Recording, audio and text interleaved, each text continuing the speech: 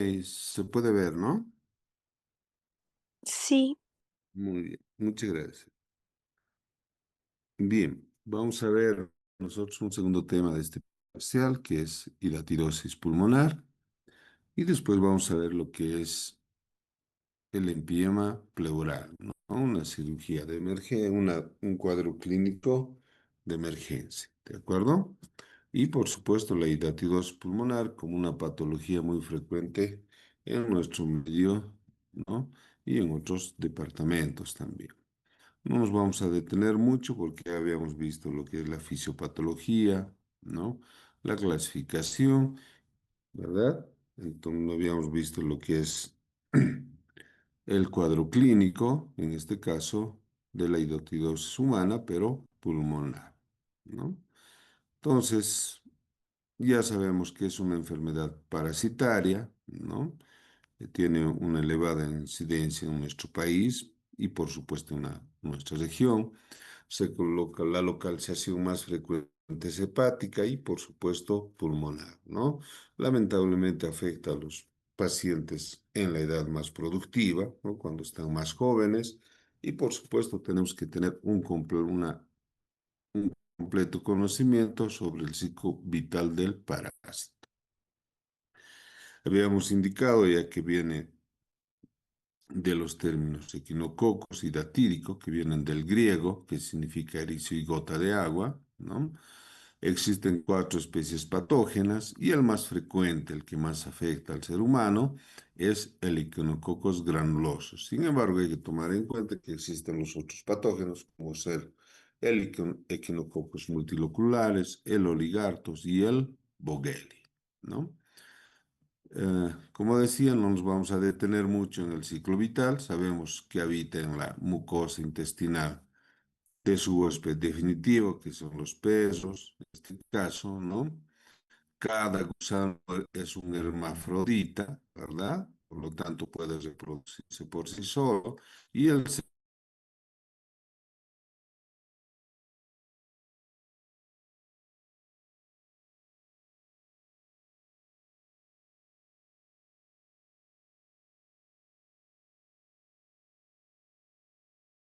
estos huevos son ingeridos por las ovejas, las cabras y las vacas, ¿de acuerdo? En el tracto intestinal de estos animales, ¿no? Eclosionan, ¿no? Atraviesan lo que es la basera de la pared del intestino y fácilmente ingresan al torrente sanguíneo, en este caso al torrente sanguíneo venoso por la vena porta y puede prácticamente diseminarse a todo el organismo, ¿de acuerdo?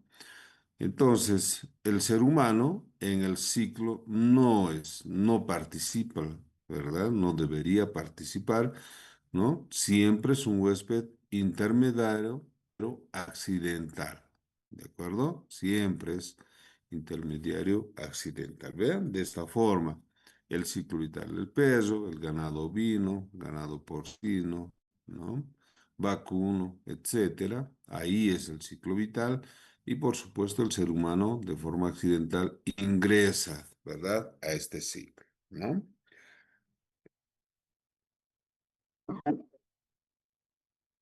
Entonces, el quiste hidatídico es una esfera, ¿no? Con líquido, el tamaño es variable, ¿verdad?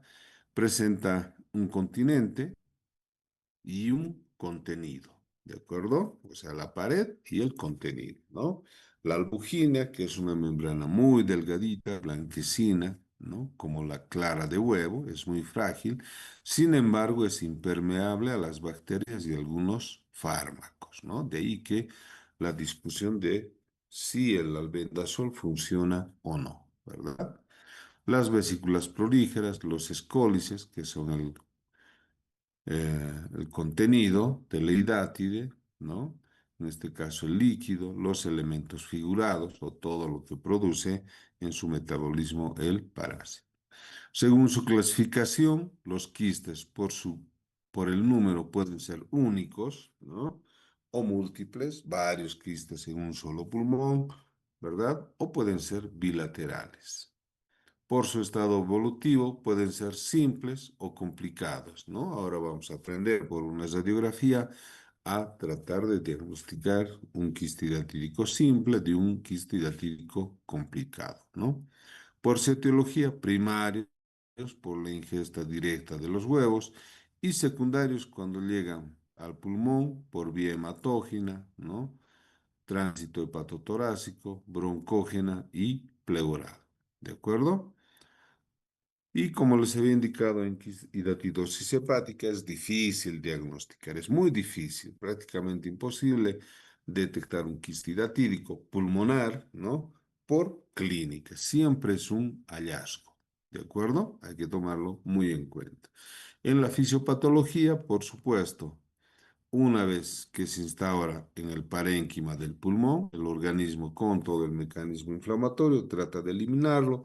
Como no puede eliminarlo, forma alrededor todo un tejido fibroso donde se va a formar el quiste hidatídico, ¿verdad?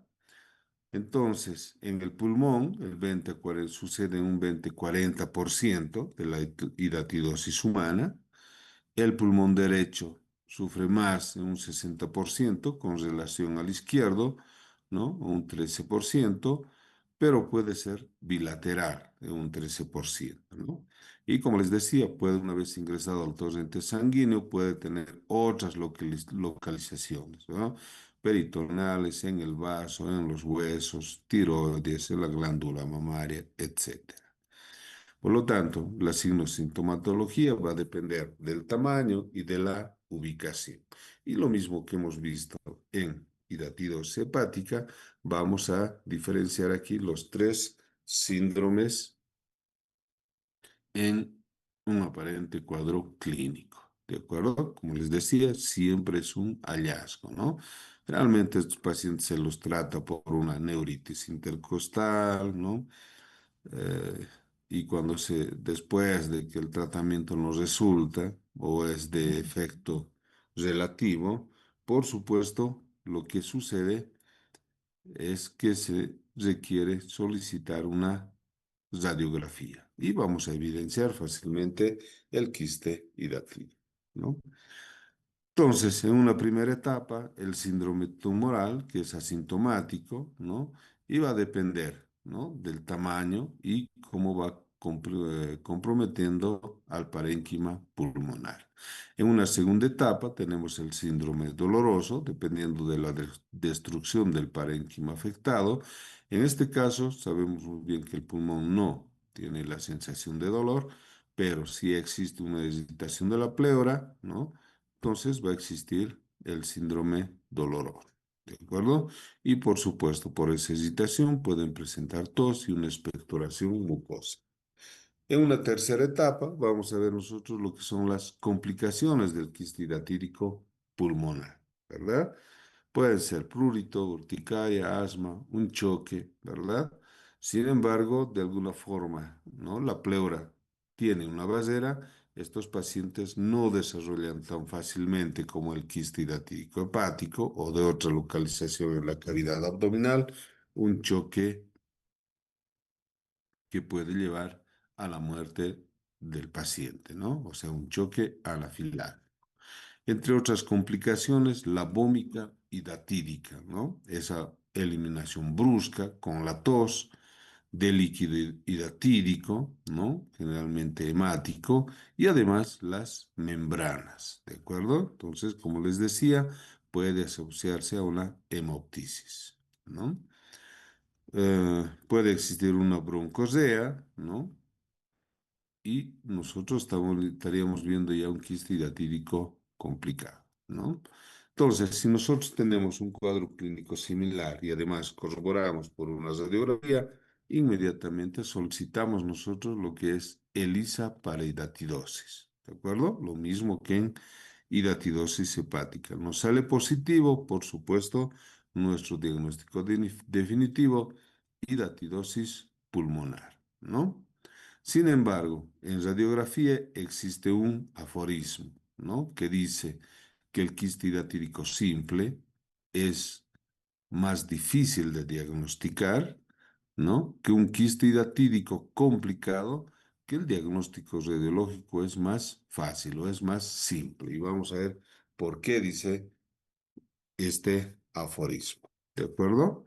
Por supuesto, una vez que nosotros identificamos un quiste hidatídico o una tumoración o algo parecido en el pulmón, estamos obligados a solicitar una tomografía. ¿De acuerdo?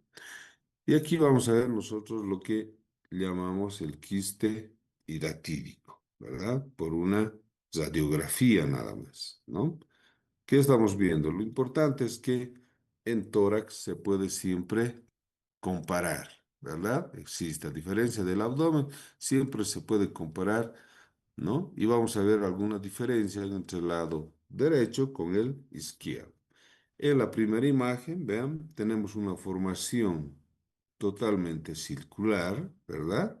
Esa es la imagen circular. Y si es de color blanco, es líquido, ¿no? O una tumoración. De ahí que viene el aforismo de que el quiste hidatídico simple es más difícil de diagnosticar. ¿Por qué? Porque vamos a tener que hacer un diagnóstico diferencial de un quiste pulmonar simple, de un tumor, por ejemplo, de un quistoma, ¿no? Y lo que estamos evidenciando es esa imagen quística, ¿verdad? Entonces, solicitamos el ISA para hidatidosis. Si es positivo, hidatidosis pulmonar, ¿de acuerdo? En esta otra placa radiográfica vemos el quiste hidatídico. Este es el famoso quiste hidatídico, ¿verdad? Pero en radiología nosotros vemos lo que llamamos el signo del camalote. Vean, vamos a ver nosotros una línea y ahí sí vemos un barquito nadando, ¿verdad? Acercamos más la imagen, tenemos el quiste hidatídico y ese nivel con un barquito nadando ahí, ¿verdad? Ese es el famoso signo del camalote, que solo existe en hidatidosis pulmonar, ¿de acuerdo? El famoso signo del camalote que nos está indicando que el quiste hidatídico es complicado, ¿de acuerdo? Por eso les decía que es más fácil diagnosticar un quiste hidatídico complicado de un quiste hidatídico simple, ¿verdad? Tenemos el signo del camalote que nos está indicando que hay membranas aquí que se han desprendido del quiste hidatídico y las membranas están flotando. De ahí que tenemos el famoso signo del camalote.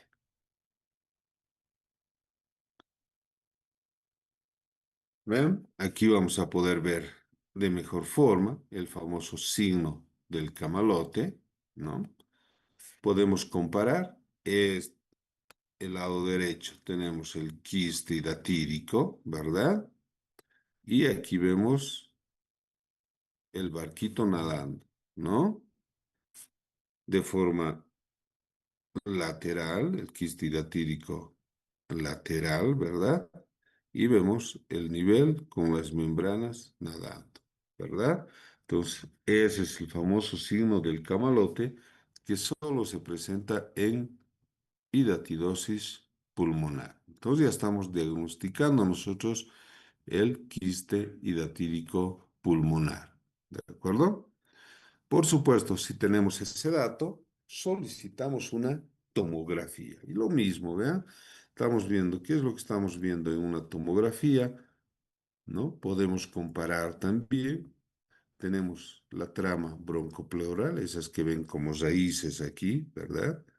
Esa es la trama broncopleural, broncovascular, ¿no?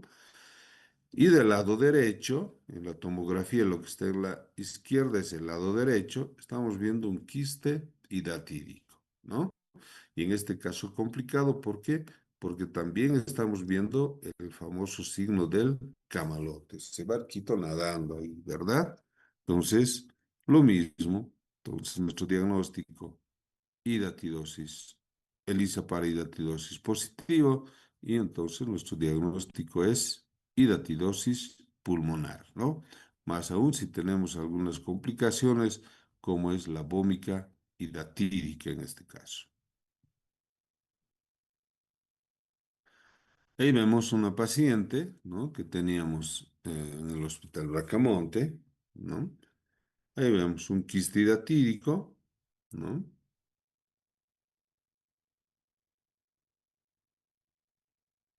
Tenemos el quiste hidatídico en lóbulo, au, en el lóbulo inferior del pulmón, ¿no? Ya con un nivel ahí, casi no se ve el signo del camalote. Y en el posquirúrgico, ¿ven? Ya no existe el quiste hidatídico, ¿no? Entonces, se ha resuelto por una cirugía, ¿no? En algunos casos en el hospital ya estamos optando por realizar la toracoscopía, ¿no? Pero en la mayoría de los casos todavía una toracotomía, ¿de acuerdo? Entonces, ¿cuáles van a ser? ¿Ven? Aquí tenemos un paciente con una hidatidosis múltiple y además bilateral, ¿vean? ¿No? Bilateral estamos viendo aquí. Múltiples quistes hidatíricos, ¿no? Estamos viendo, ¿eh? Aquí hay un quiste hidatírico, ¿no? Aquí dos deben estar. Dos quistes, dos, uno, dos, tres. Es- Este otro es otro quiste. Aquí hay otro quiste, ¿no? Del lado izquierdo lo mismo, un quiste, ¿no? Vemos múltiples quistes, ¿no? ¿Vean? Esos son los quistes hidatíricos, ¿no? Es un paciente que era asegurado de un seguro social a corto plazo, ¿no? Entonces había que definir cuál operar. Sin embargo, decidimos nosotros enviarlo al cirujano torácico, el cual tampoco se animó a operarle al paciente. Lo que sí hizo, darle grandes, ¿no? Altas dosis de albendazol, ¿no? 400 mg cada 6 horas. Y, ¿no? Como un milagro, los quistes hidatíricos prácticamente han desaparecido. ¿De acuerdo? Entonces, de esa forma nosotros vamos a diagnosticar y como les decía, siempre es un hallazgo, ¿no? El diagnóstico del quiste hidatídico pulmonar. En el tratamiento quirúrgico, por supuesto, los principios van a ser eliminar, ¿no? El quiste, ¿verdad? Corregir los defectos, ¿verdad? Si existe una gran cavidad, ¿verdad? Las fístulas, hay que tratar las fístulas broncopleurales, si se ha complicado con un empiema, ¿verdad? Y las técnicas quirúrgicas pueden ser las conservadoras, no resectivas, ¿no? Las que cuando extirpamos solamente la membrana y lo convertimos en toda una cavidad, todo ese espacio, ¿verdad? Y hay que cerrarlo. Por ejemplo, la periquistectomía parcial, ¿de acuerdo? O existen las técnicas radicales o resectivas, ¿no? Desde hacer una resección en cuña, muy pocas veces se realiza en quiste hidatídico pulmonar, pero se puede hacer desde una segmentectomía o finalmente una lobectomía, ¿de acuerdo? Que es muy poco frecuente, pero se puede realizar. Y por supuesto, la prevención, el tratamiento médico, lo mismo que habíamos visto en quiste hidatídico hepático, ¿verdad? El medicamento va a ser el albendazol, ¿no? 200 mg, ¿de acuerdo? Durante 6 meses, ¿no? Van a ser, va a ser el principio de iniciar un tratamiento médico en estos pacientes bajo el mismo principio que en quiste hidatídico hepático. Si los quistes hidatíricos son menores a 5 centímetros, pues iniciamos un tratamiento médico con albendazol. Si el quiste hidatídico o los quistes hidatíricos son mayores a 5 centímetros de diámetro, el tratamiento es quirúrgico, ¿de acuerdo? Indiferentemente a la cantidad de quistes hidatíricos, si son menores de 5 centímetros de diámetro, el tratamiento es quirúrgico, ¿no?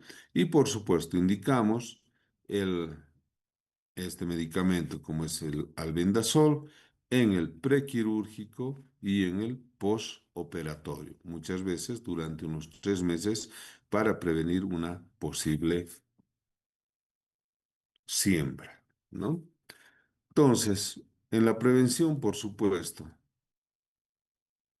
consiste en romper el ciclo biológico, ¿verdad?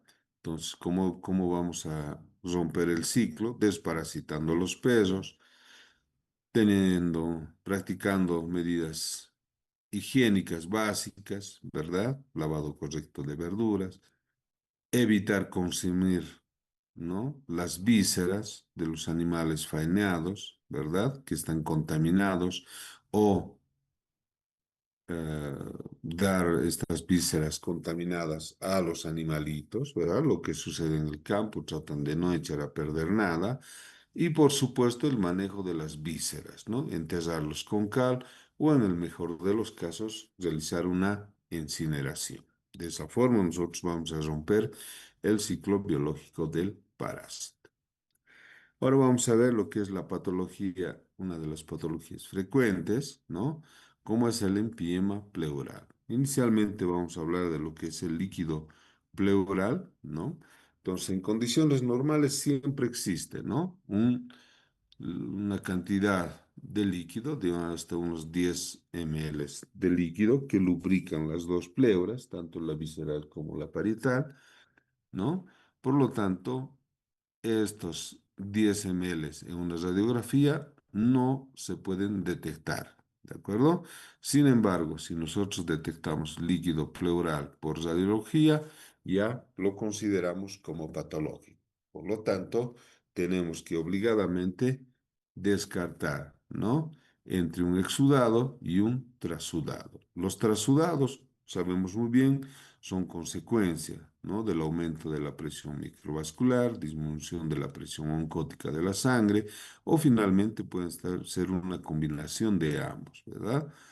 Entonces, si es un trastorno, no hacemos ninguna investigación más, ¿verdad? Debemos identificar su etiología.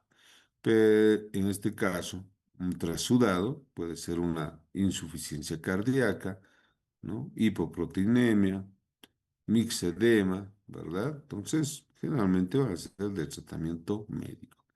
Sin embargo, si es un exudado, que puede ser la causa de infecciones, neumonías, ¿no? De diferente causa, absceso suprainfradiafragmático, tuberculosis, infecciones micóticas, complicaciones del síndrome de inmunodeficiencia adquirida, pueden ser tumores, metástasis, ¿no? Linfomas, ¿no? O metástasis de tumores ováricos, ¿verdad? O finalmente el exudado puede ser por enfermedades sistémicas, ¿no? Como artritis reumatoidea, lupus sistémico, etcétera. O finalmente una causa digestiva. Vean hasta dónde llega una pancreatitis aguda. ¿Se acuerdan? Cuando ya existe un desame pleural izquierdo, estamos hablando de una falla pulmonar. ¿De acuerdo? Entonces, ese análisis de líquido debemos solicitar, ¿no? Para el análisis de ese líquido, marcadores tumorales, como es el antígeno carcinoembrionario, ¿verdad? Podemos solicitar un análisis microbiológico, una tinción de Gram, un estudio citológico para ver si existen células neoplásicas en ese líquido, o finalmente un análisis inmunológico para descartar otras patologías, ¿verdad? Y de aquí que nosotros vamos a tener en cirugía, o lo que concierne a cirugía en este caso, es el famoso empiema pleural, ¿no? El empiema pleural, en su mismo concepto, nos está indicando que es la acumulación de pus en el espacio pleural o en la cavidad pleural que se encuentra entre la pleura parietal y la pleura visceral, ¿verdad? Generalmente como un proceso secundario o complicación de otra enfermedad, ¿de acuerdo? Lo que habíamos visto, ¿verdad? La parte infecciosa de lo que es el exudado, ¿verdad? Entonces, el empiema pleural puede ser localizado o finalmente puede ser generalizado, ¿no? Abarcar todo lo que es el espacio pleural. ¿Cuáles son las causas de un empiema pleural? El infeccioso generalmente, ¿verdad? Paraneumónico o neumónico, tuberculosis, lesiones penetrantes de tórax, ¿no? cuerpos extraños, ¿no? Una perforación esofágica espontánea, ¿no? O provocado por una manipulación médica, como es la iatrogénica, infecciones subdiafragmáticas por contaminación linfática. Y nosotros lo que tenemos que determinar una vez que identificamos un empiema pleural, la acumulación de líquido purulento en el espacio pleural, con el antecedente de un proceso infeccioso o un trauma torácico penetrante, como habíamos indicado, identificamos las fases dependiendo del tiempo de evolución del empiema pleural, ¿no? Una primera fase que es la exudativa, cuando existe un líquido pleural acuoso, ¿no? Transparente, va a existir pocos leucocitos. Si no hay tratamiento, la evolución es totalmente tórpida, ¿de acuerdo? Se convierte en un piema pleural fibrino purulenta, ¿no? Donde va a existir líquido mucho más turbio, más espeso, y va a empezar a aparecer una fibrina que va a empezar a atrapar al pulmón. Entonces, se está desarrollando lo que nosotros llamamos un PIL pleural, ¿no? Y finalmente la fase crónica, ¿de acuerdo? A las 4 semanas generalmente. Si ya se organiza esa fibrina que está atrapando al pulmón, se convierte en una corteza que va a restringir la expansión del pulmón, proliferan los capilares y los fibroblastos. Aquí ya tenemos un PIL pleural, un tratamiento una indicación quirúrgica absoluta, ¿no? Entonces, el empiema pleural, como les decía, empieza a organizarse entre los 7 o 10 días, la fase exudativa, ¿no? Entre los 10 a 20 días sucede la fase proliferativa y finalmente a la fase crónica, ¿verdad? O la fibrino purulenta o proliferativa que se llama, ¿no? Y tenemos la fase crónica, ¿de acuerdo?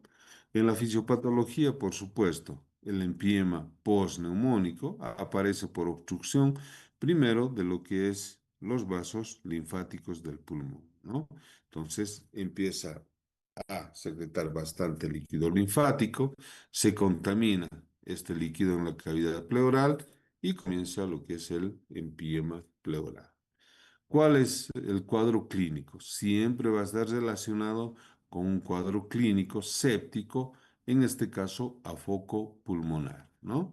Los síntomas, fiebre, picos febriles en horario, paciente taquicárdico, por supuesto, con una disnea de diferente magnitud, puede existir cianosis, paciente con una fasis tóxica, ¿no? Un dolor pleural, vía por excitación y, por supuesto, accesos de tos. ¿De acuerdo? Entonces, ¿qué es lo que nosotros vamos a buscar? Por supuesto, va a existir disminución de los movimientos de la pared torácica, disminución o ausencia del murmullo vesicular. Tienen que recordar lo que hemos visto en semiología torácica. Y, por supuesto, estos pacientes están caquéxicos, anémicos, ¿no? Y el empiema pleural representa una alta o una elevada morbimortalidad. Por eso tenemos que tomar medidas urgentes, ¿no? Entonces, nuestro diagnóstico se va a basar en una anamnesis prolija, en un estudio radiológico inicialmente y, por supuesto, una tomografía. ¿De acuerdo? Entonces, para ir descartando entre un exudado y un trasudado, pero ya tenemos nosotros el cuadro clínico, ¿no? Séptico, como habíamos indicado, ¿verdad? Entonces, hacemos una toracocentesis para enviar ese líquido a estudios citoquímicos, citofísico, tinción de Gram, ¿no? Recuento celular, etcétera, ¿no? Y vamos a tener estos datos, una densidad mayor a 1000, ¿no? Leucocitos mayor a 500 por milímetro cúbico y proteínas mayor a 2,5, ¿verdad? El diagnóstico, si nosotros obtenemos un líquido francamente purulento, no hay donde perderse, ya es un empiema pleural. Sin embargo, ese líquido puede ser acuoso, ¿de acuerdo? Como habíamos visto en la fase exudativa, ¿verdad? Entonces nosotros vamos a solicitar los criterios de Light, ¿no? Cuando solicitemos el citofísico y el citoquímico, ¿de acuerdo? Entonces, ¿cuáles van a ser los datos que nos van a indicar un empiema pleural en caso de que el líquido sea acuoso o casi transparente o finalmente transparente? Entonces, vemos los criterios de Light, ¿no? ¿Qué va a hacer? Ese líquido va a tener un pH menor a 7,1, ¿no? Una glucosa menor a 40 miligramos del decilitro a 1.000 unidades de litro, ¿no? Si tenemos estos datos, por mucho que sea acuoso o transparente obtenido a la punción o a la toracocentesis, es pus, ¿de acuerdo? Entonces, ¿cuáles son los gérmenes más frecuentes? ¿De acuerdo? La mayoría de los casos siempre aparece después de una neumonía y estos son los gérmenes más frecuentes, neumococos, estreptococos, etc. Entonces, ¿cuáles van a ser los objetivos de tratamiento? Por supuesto, drenar el desame, ¿no? En caso de que ya existe una fibrina, liberamos las adherencias por vía toracoscopía o toracotomía y con esto vamos a lograr a que el pulmón vuelva a expandirse. ¿De acuerdo? Entonces, las indicaciones para una cirugía, mala respuesta a la pleurostomía o al avenamiento pleural o a ese drenaje, ¿verdad? De líquido purulento o cuando existen desames complejos o bloqueados o lo que habíamos indicado, los desames o el empiema tabicado. ¿De acuerdo? Sin embargo, nosotros en el tratamiento debemos incluir el tratamiento de la neumonitis, ¿no? Realizar una toracocentesis terapéutica, pleurotomía mínima, y aquí está el tratamiento quirúrgico, que es la decorticación pleural, parietal y visceral, ¿no? O sea, quirúrgicamente vamos a retirar nosotros tanto la pleura parietal como la visceral, ¿no? Por supuesto, se realiza una toracoplastía y el lavado continuo de la cavidad pleural. Se puede realizar también este tipo de tratamiento, ¿no? Entonces, las indicaciones para el tratamiento quirúrgico, una mala respuesta al avenamiento pleural, ¿de acuerdo? Cuando evacuamos de forma no satisfactoria, el pulmón todavía sigue comprimido, no se expande, ¿no? No existe mejoría de los síntomas, el paciente va a continuar con picos febriles, taquicardia, disneico, ¿no? Dolor en puntada y además no disminuye el débito de líquido purulento, ¿no? Va a continuar drenando 200 ml, al día siguiente otros 200 ml. De esa forma, entonces, a continuar el débito purulento. Cuando existe un desame bloqueado o complejo, en la radiografía no va a haber cambios, ¿no? Vamos a seguir evidenciando acumulación de líquido, ¿no? Cuando ya por una tomografía vamos a identificar un desame tabicado, ¿verdad? Entonces, el tratamiento va a ser quirúrgico. Este es el protocolo del manejo del empiema pleural, ¿verdad? Si obtenemos líquido purulento, el cultivo es positivo, es un líquido acuoso, ¿verdad? Solicitamos los criterios de Light, ¿no? Que son un pH menor a 7, una glucosa menor a 40 miligramos por decilitro y un LDH de 1.000. Entonces, para nosotros ya es un empiema pleural, ¿verdad? Entonces, tenemos que identificar la magnitud por una radiografía de tórax, una ecopleura y en el mejor de los casos una tomografía. ¿De acuerdo? Si es un desame libre, drenaje torácico, ¿no? Si es un desame tabicado, una toracoscopía o una cirugía videoasistida, ¿verdad? Si no resulta, una toracotomía obligadamente. ¿De acuerdo? Radiológicamente vamos a evidenciar de esta forma un empiema pleural. Por supuesto, la clínica va a ser importante, ¿no? Entonces vamos a tener un paciente con una neumonía no tratada, ¿verdad? O rebelde y desencadena un empiema pleural. Y lo que estamos viendo acá nosotros es un nivel, ¿de acuerdo? Aquí no hay nivel hidroaéreo como estamos viendo en abdomen. Aquí solamente hay un nivel, ¿de acuerdo? ¿Dónde estamos viendo el nivel? En esta parte, ¿ya? Ese es un nivel que nos está indicando que por debajo hay líquido y por arriba hay aire, ¿de acuerdo? Aquí en el pulmón todavía está expandido aquí, ¿no?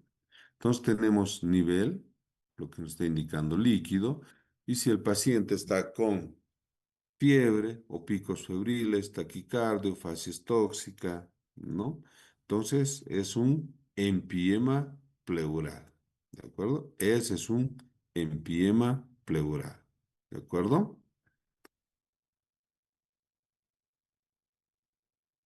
Si tomamos una radiografía lateral, lo mismo, identificamos un empiema pleural, vemos.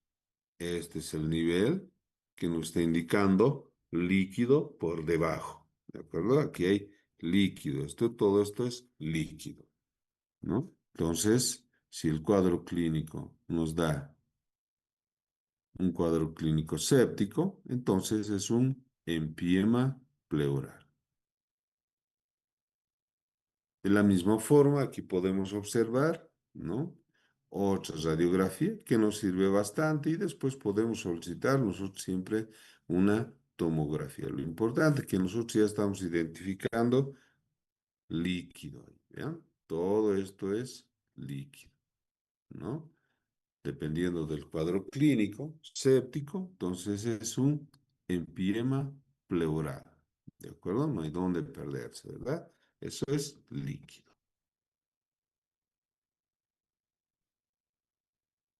Y lo mismo vemos ahí, ¿no?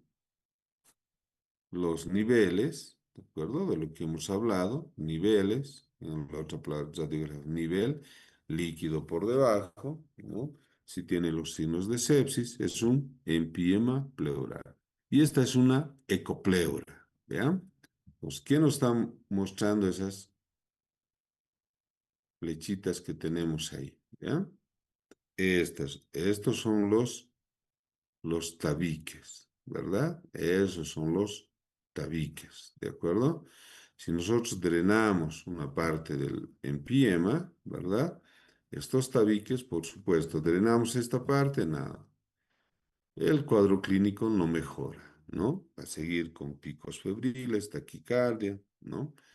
¿Por qué? Porque todavía existe otra acumulación de líquido, ¿no? Entonces hay bastante líquido ahí. Entonces, esta otra acumulación de líquido, esta otra acumulación de líquido, va a seguir dándonos el cuadro séptico, ¿no? Y si bien vamos a drenar, por ejemplo, este líquido, este otro nos va a seguir dando el cuadro clínico séptico, ¿de acuerdo?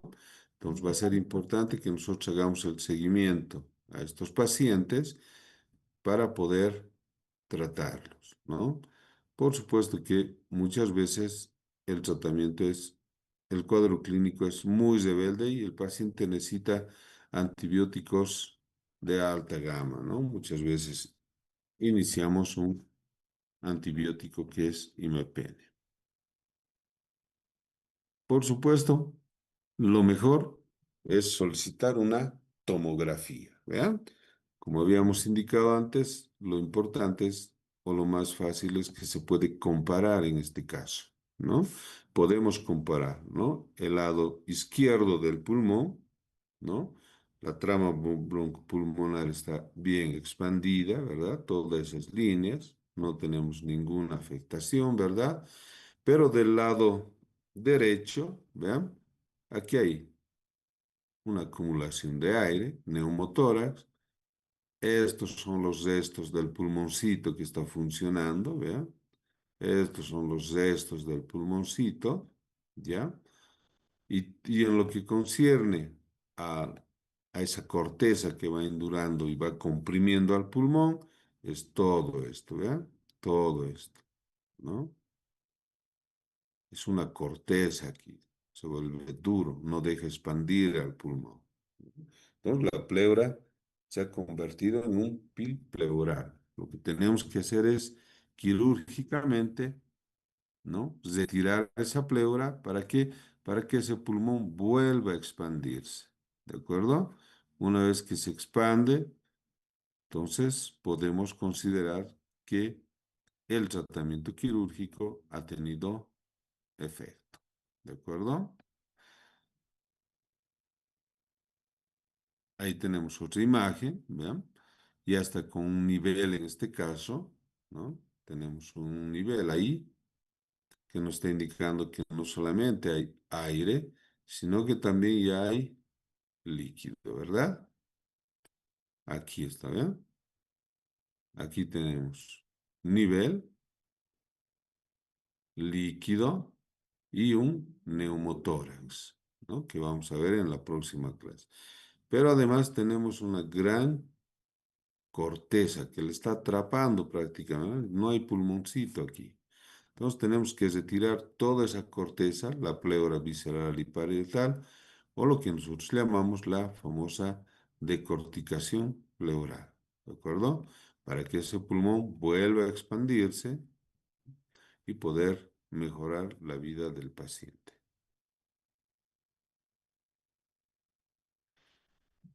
Y aquí van a ver, ¿no? Nosotros tenemos ya una ecopleura, tenemos radiografía, tenemos tomografía.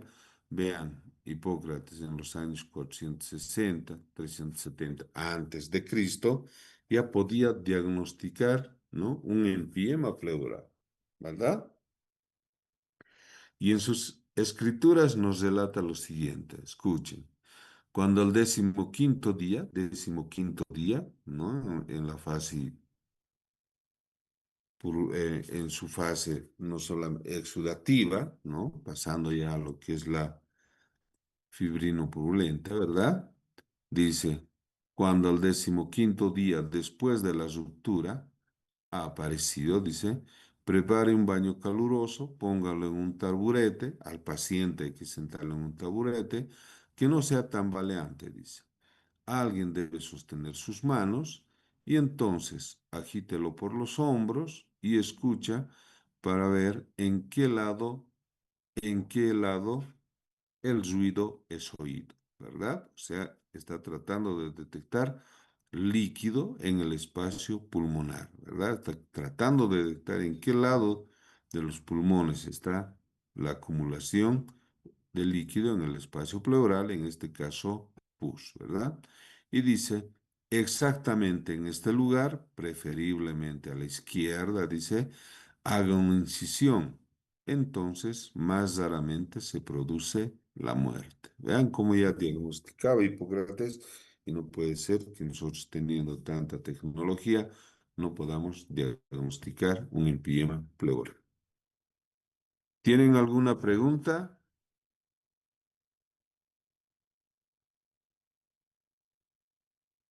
¿Tienen alguna pregunta? Bien, no hay preguntas, por favor, estar más atentos para ver cuándo nosotros podemos continuar con nuestras clases, ¿no? Considero que es mucho más